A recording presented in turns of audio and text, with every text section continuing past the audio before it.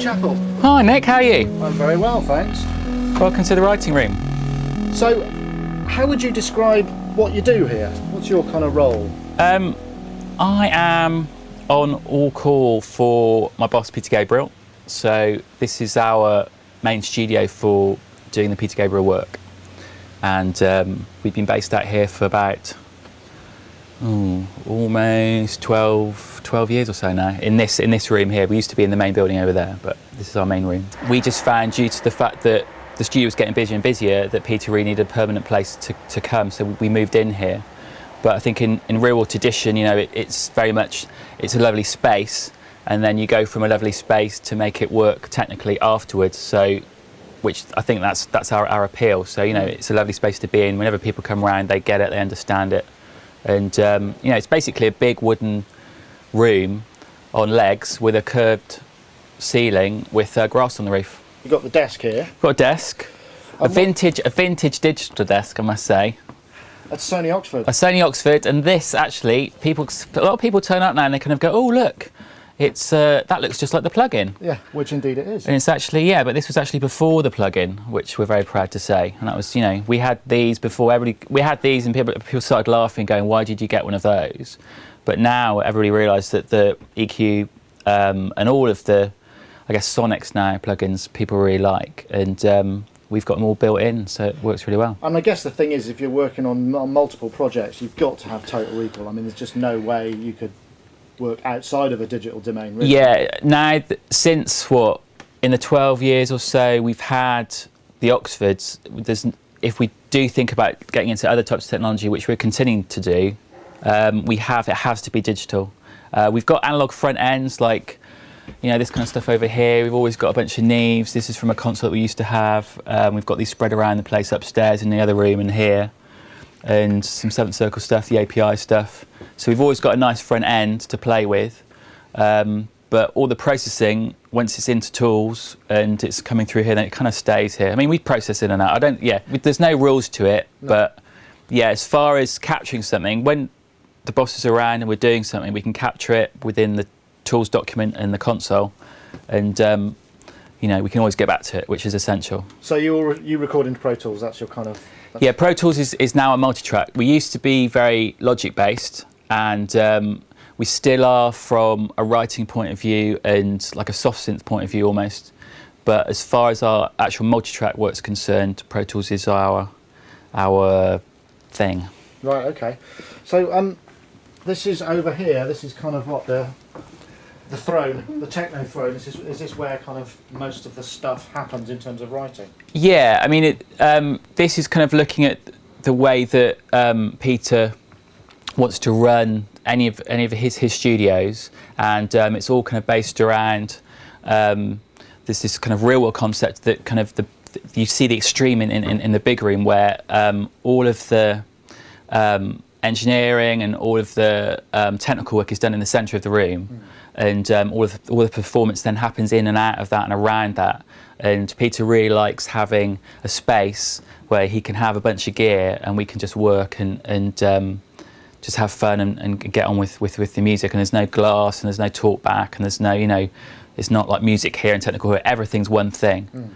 And this is like a perfect example of that. I go with the rule. You know, I was brought up on this rule that kind of came down from Dan Lanois about, you know, the technology just can't get in the way, so we're just about, it's got to happen right now, really quick. And if the artist is noticing that you're taking a while, or if they've forgotten the lyric or they've forgotten what they're doing, then you failed.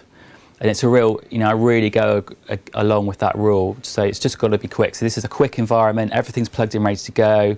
It's always live. As soon as Peter walks in the room, we're recording on a separate system always, continually. And that's documented, and we can record separate MIDI and separate audio all the time, as well as doing multi-track work. So does Peter have sort of favourite instruments that he kind of always turns to begin with for writing? I mean, I guess a piano is probably fairly critical to things. A good piano sound, particularly, and we go through different stages of piano sounds. since I've been here. When we first started here, it was like a Roland digital piano combined with the classic like CP80, CP70 through like a Roland chorus. We kind of made a change from that after the Us record, and so when we started to work on the Up record particularly, we thought, right, let's lose that type of sound, let's find out other places we can go so we're not so restricted. So I miss that in a way, actually. I miss having, you know... Well, it's the sound of Red Rain, isn't it? Yeah, exactly. But we've still got that. We've still got all those around. We've always got a piano set up like that upstairs, but very rarely use it. So the main system for us is the Kurzweil 2600, which we're still trying to get the boss weaned off of, but he just really likes the sounds and really likes the way that he's got like a built-in effects studio basically always to hand. So we've got something permanently set up that we started using during the tour maybe 2 tours ago, because he wanted to have onboard effects and be able to play with effects live, and we've continued to use that in the studio.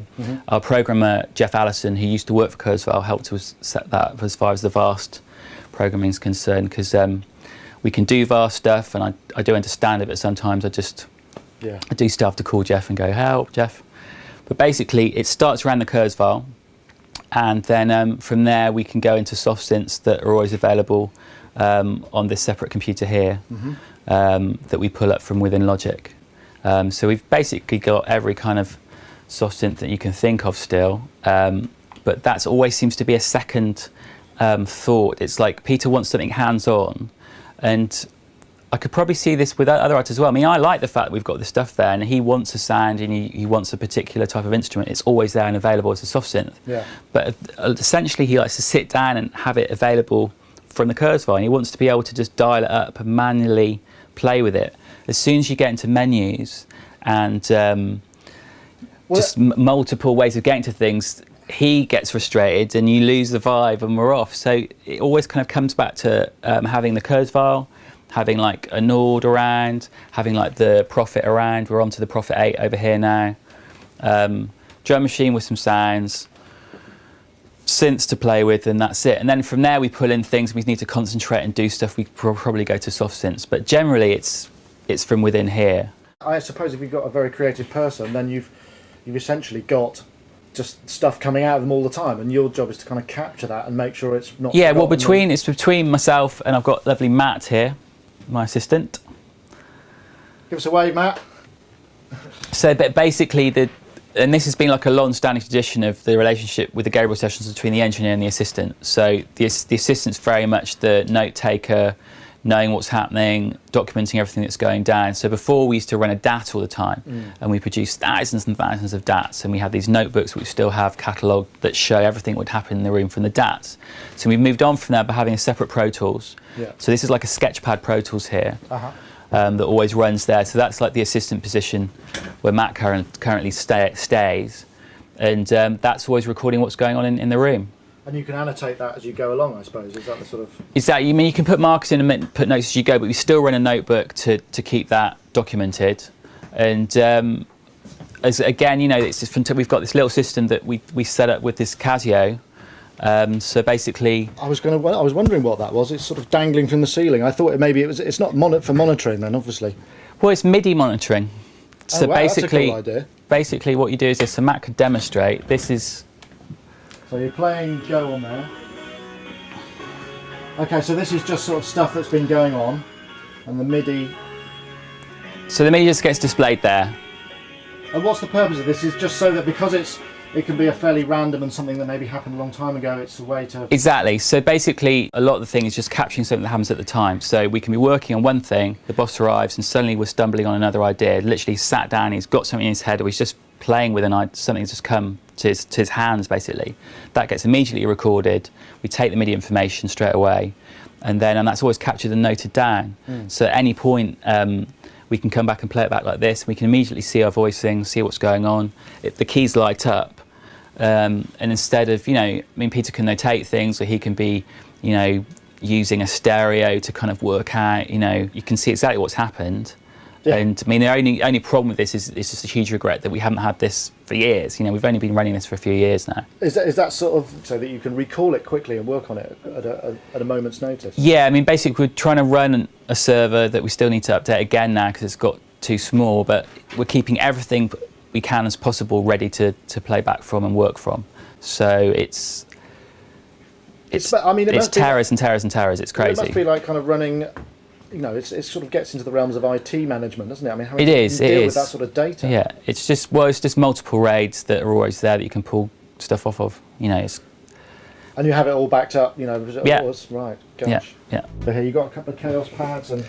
Yeah, it's something that we've taken from some friends of ours to quickly get vibes going, and also makes fantastic toys for the kids. Yes, that's true. Because yeah, any kid can come and have a fantastic time just making crazy sounds from the chaos as you put stuff through it.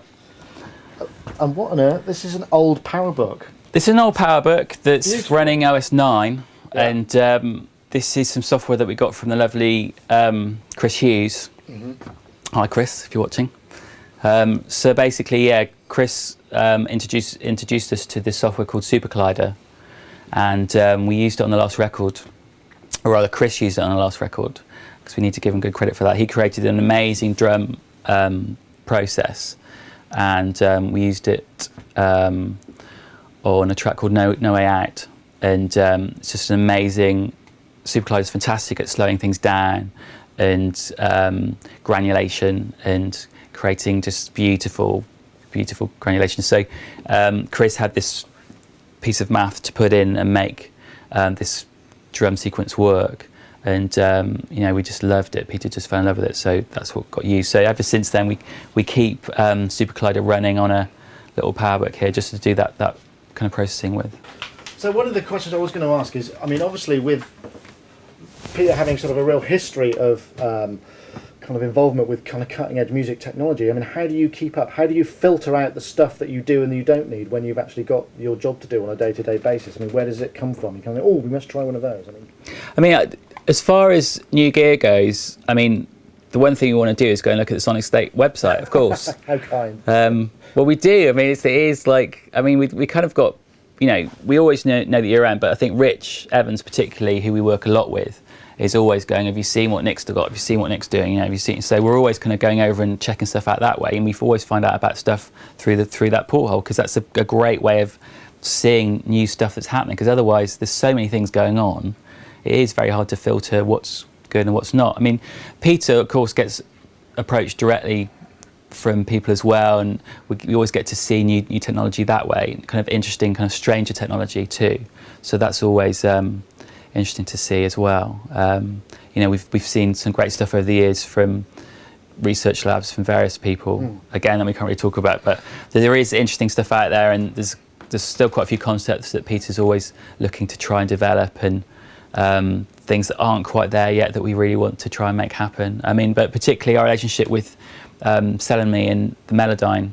That was guys. amazing. The DNA thing was just it's fantastic, bonkers, and isn't you know, Peter's been talking directly to them about that, and you know, hopefully we'll be getting a beta very soon to see what we can do with it.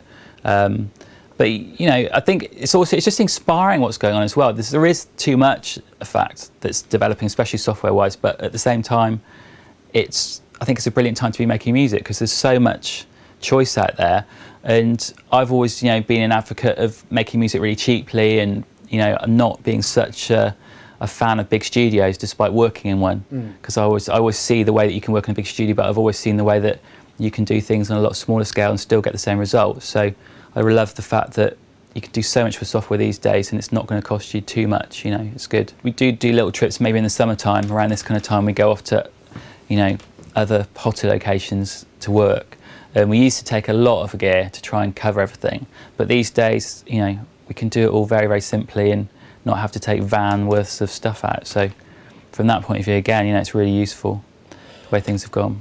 So I notice you've got machine room wise over here, there's kind of quite a lot of stuff in there. I mean, do you kind of try and keep all the format bases covered so you can here's multis? our kind of noisy machine room in our little cupboard. This was added when the room was extended before. So we've got, this is the console basically, these are the Oxford racks. Wow. and this is the server alpha station that at the time was this amazing machine, but now it has got a bit old, but that's all still working. We've all still got a 48 track machine here that we still use now and again for bringing stuff back from the archive. Got a 24 track analog, and this is Peter's machine for his work. This is the assistant stereo machine, and this is the main multi-track machine. And then we've got a server down here for basic archive that we pull stuff off of. Yeah, that we're about to upgrade because it's got too small. And then all our backups are done on this system over here. And then we go around the back, and then it's all more tape library and backup library and equipment store and the rest of it. And then a beautiful kind of, you know, look, there's green. What a juxtaposition. So I mean, this is there's just tons and tons and tons of discs. I mean, you just catalogue it really well.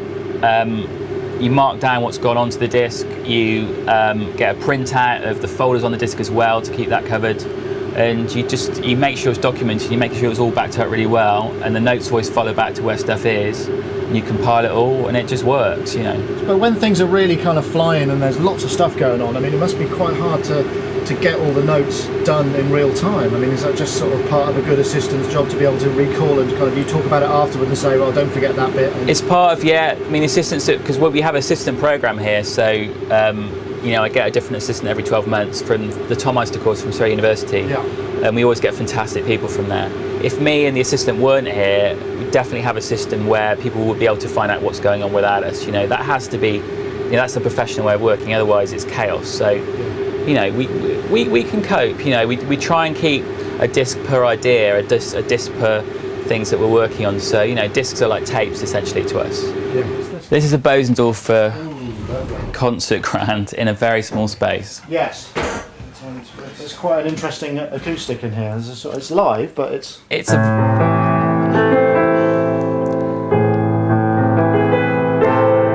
wonderful.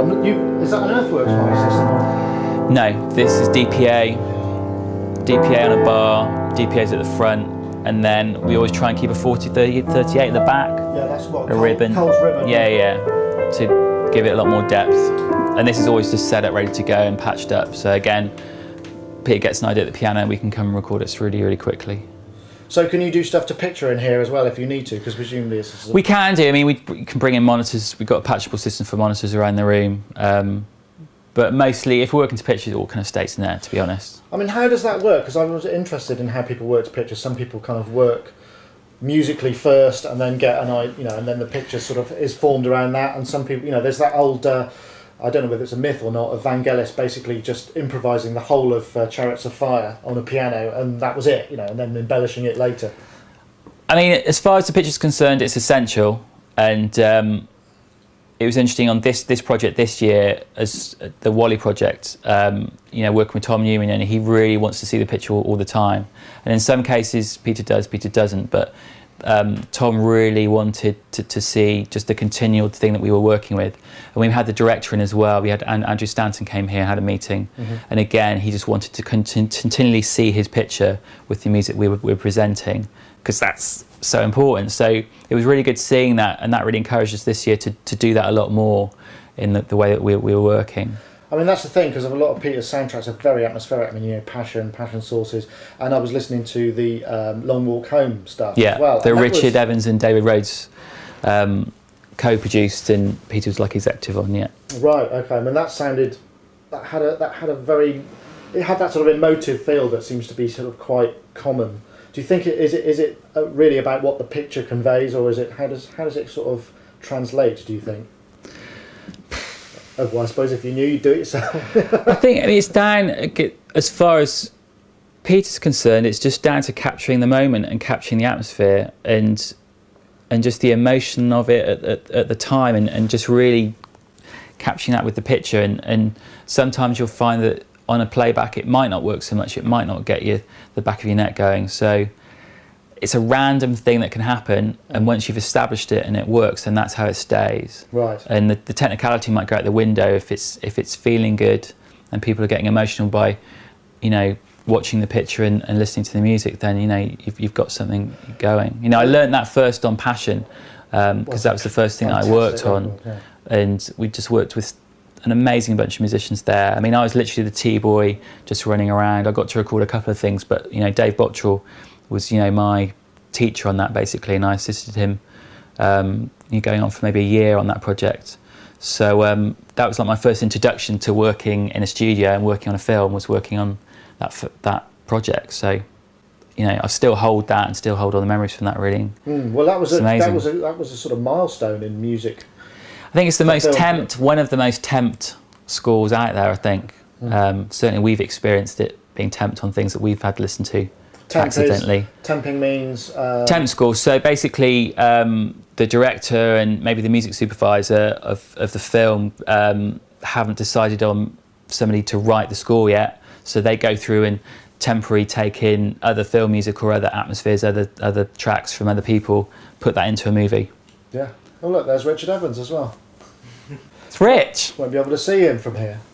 Let's go and talk to Rich. Do you want to come and talk to us too, Rich?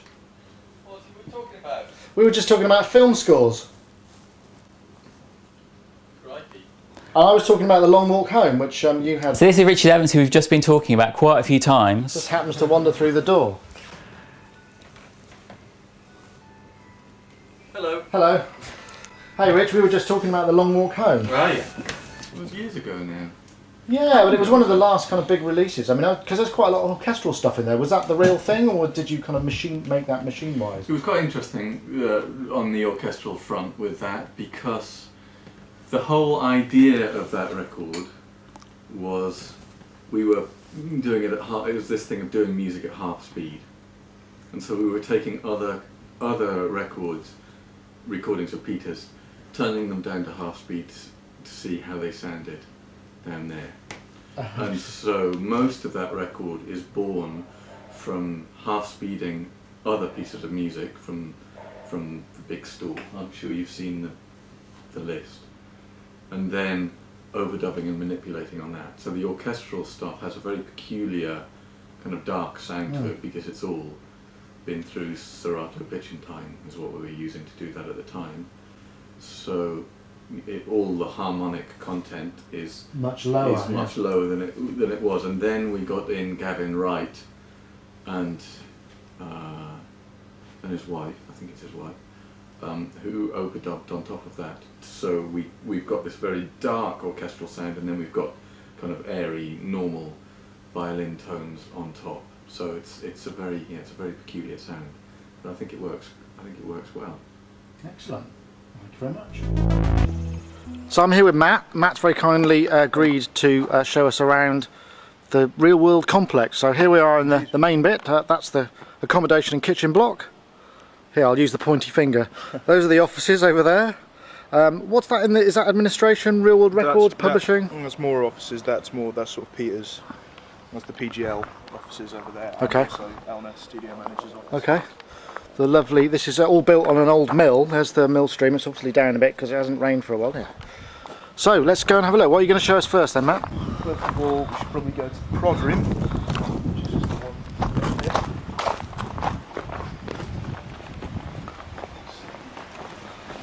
This used to have a massive SSL desk in it, isn't it? What's it got now? It did, yeah. It's got the AWS 900 Plus, which is kind of like, it's a sort of a best of both worlds solution for us, really, because you still get all the analog front end of the SSL pre's and EQ and that kind of thing. It's even got emulations of the old G series EQs on it, but at the same time you've got the Huey Pro Tools control. So is is this room sort of about programming and track laying? Is that kind of? It's mainly tracking. It does occasionally also get hired as a mix room as well, but that's kind of more sort of what the big room gets used for. So but it does also get used. This ties into. There's a live room in here. Is that right? Yeah, we have. Yeah, we can. Sure. The famous stream running under. This is the famous room. Yeah, with the stream that goes under the floor.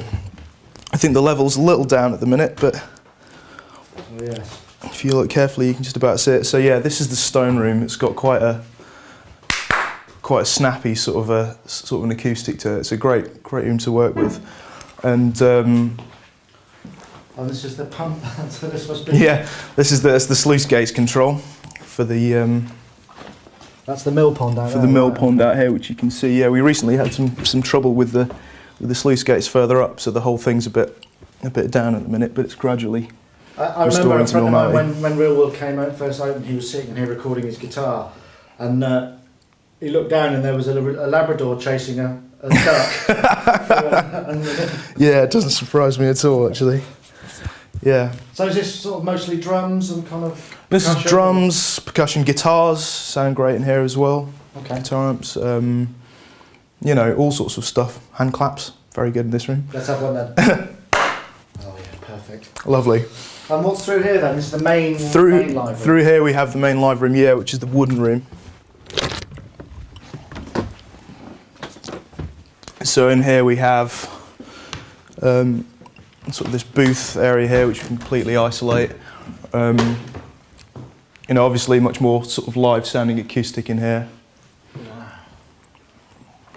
Gosh, you can get a lot of stuff in here. This, you can do strings and kind of live. Yeah, we had someone in here recently doing sort of like a string quartet, which sounded absolutely fantastic. And there's plenty of nooks and crannies round and about where you can sort of, you know, it's good for if you want to put the binaural head up somewhere to get some interesting room ambience and that kind of thing. There's a lot of options for that. But a lot of producers come here and they'll literally just have the whole band, you know, set up, ready to go. Fantastic. It's a great room for doing live takes and absolutely fantastic. And you know, if you want to, you can put drums on the gantry there and mic them up from underneath, or really unusual. You know, sound, it's a very, very versatile room. We've got the Yamaha miniature grand there as well. Because this actually used to be the mill building, wouldn't it? This would have been where the mechanism for this was kind of, yeah. Building. There's this and sort of and the upstairs room, which we'll get to soon, which would have been where sort of the guts of the machinery would have lived. Where are we going next? Next, we should probably go via the big room quickly, and then we'll go upstairs to round off. The big room is this was at one point the largest control room in Europe, wasn't it? Quite possibly, yeah. It's it's not small. Let's see what's.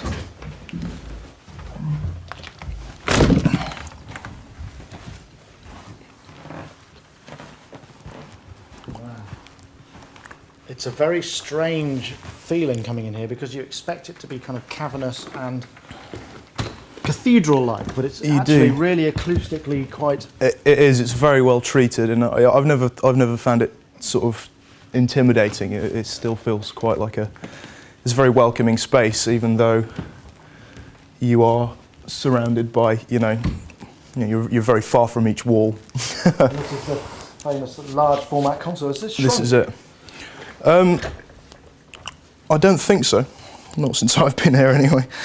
But yeah, this is the K series. We used to have a G series in here, which is now, well, it's been sort of chopped down and been placed in the Millside studio, which is over the way, which you probably can't see from here. Wow, and then the machine room over there. Mm-hmm. It's an amazing space. It's great, yeah. We've recently undertaken to convert it to a film mixdown room. Is this like a THX system, Dolby sort of? It is. It's I think I'm pretty sure the room now has a full Dolby certificate. Yeah, and these are this is an Exegy system that was installed. Especially. They're up there. How do you listen to them, or it's okay? Well, that's basically the way in which, because if you think about the layout of the monitoring system in an actual cinema, they are all very high level. And the mix position in here as well, when you're mixing, isn't here. It's actually, we have a little stage that comes further out. Oh, I see. On which we have a Neve DFC. Wow. That comes on there, and then a couple of other sort of floating stations with icons on. And you can see up there, the screen comes down on the giant roller. And in order to facilitate that, the SSL has to slide backwards on rails. So it's quite an interesting sight, seeing the turnaround. It sort of, that all pushes back in that direction. And the drapes come down, and the monitoring moves out as well. Wow, okay, where next? Upstairs we have the workroom.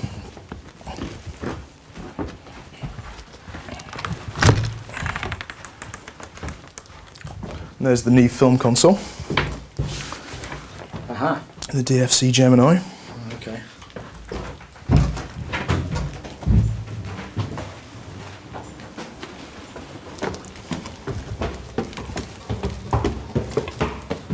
And this upstairs here, this used to be Peter's writing room, is that right? This was, yeah, the sort of the idea. Well, originally it was designed to be a tape library. It was never supposed to be a studio, which is the interesting thing about it. But Peter kind of took quite a shine to it because I mean it is an absolutely beautiful space. It's probably, you know, it's easily one of the nicest rooms that we have on site, just from sort of a vibe and an atmosphere perspective. So, during working on Passion for the Scorsese film, he did most of that, if not all of that, in this room. I haven't been up here for a long time, but it's cleared out quite a lot, isn't it? It has, yeah, yeah. Well, it's kind of, we have this set up in here now, in which we've got our other AWS, and everything's sort of easily and neatly racked and on DLs and stuff, so that this system can be packed up whenever we need to, and it can sort of follow Peter around the world wherever he needs it to go. It's a lovely space, isn't it? Mm. No, it's beautiful. There's a lot of natural light. And that was there a fire up here or something? There was, yeah. Well, we originally had another Sony Oxford, like we did in Peter's writing room up here, which unfortunately the SP rack and the IO racks for that were destroyed in the fire. So that was kind of, yeah, that was kind of when the room had to be slightly rethought. But initially, it was pretty much a mirror setup of what we have in the writing room. It's a lovely space, though, isn't it? And of course, all the machine room's shrunken down because it used to be much bigger, didn't it? Mm. That's right. Oh, and this thing always freaks me out. Is it open? Does it open? It does open, yeah. This is the gantry we use. Presumably, they used to use this for wheeling up tape machines and what have you. We still do, yeah. Well, originally this was where the. I always have some trepidation, but I do stand on it. It is perfectly safe. You're big on health and safety. So yeah, it's got a kind of mesh floor. Mm. And this would have been where they winched up the grain originally. Yeah. Back in the milling and days. You get to see the whole of the campus. There's the sort of admin and reception. That's the reception, sort of IT. There we have the workshop. The workshop. And the bunker on the end there as well, which is sort of a producer room that gets. That's right. Didn't a lot of Kylie, one of Kylie's albums was done there, was it? With Ali Staten, yeah. Yeah. Gosh. Matt, thank you very much indeed for the tour. No problem.